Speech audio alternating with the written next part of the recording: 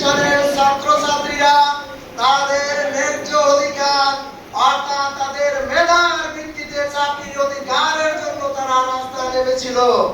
তারা চেয়েছিল বাংলাদেশে একটা বৈষম্য মুক্ত একটা সমাজ গঠন করতে।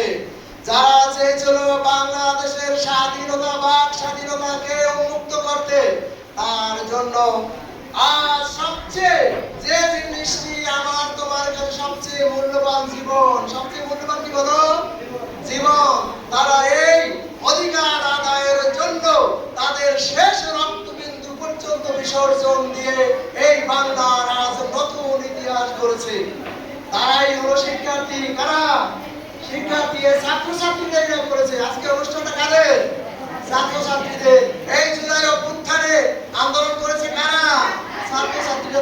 তোমাদের অধিকার আদায় করার জন্য তোমরা যদি একজন সুশিক্ষিত নাগরিক হতে পারো, তোমাদের বিনা টাকায় মেধার মাধ্যমে যার মেধা সেই চাকরি হবে। এই অধিকার আদায় করার জন্য গোটা নির্ধারিত সংখ্যায় একটা চাকরির যে ব্যবস্থা ছিল সেইটাকে দূরীভূত করার জন্য মেধাবীরা বেকার, লক্ষ লক্ষ মেধাবী বেকার, মেধা শূন্য লোকেরা চাকরি পায়। এটা হতে পারে না। এই বৈষম্য দূর করার জন্য ছিল আজ যে উদ্দেশ্যে আমরা সমবেত হয়েছি, সেই জুলাই চেতনা। এই উদ্দেশ্যে আজকের এই জুলাই চেতনার সম্পর্কে গুরুত্ব তাৎপর্য বিশ্লেষণ করে বক্তব্য নিয়ে আসছে অত্র বিদ্যালয়ের নবম শ্রেণীর ছাত্রী তন্নি, মরিয়ম তন্নি, নবম শ্রেণীর ওলসা। সর্বপ্রথম বক্তব্য নিয়ে আসছে মরিয়ম তন্নি, নবম শ্রেণীর ওলসা।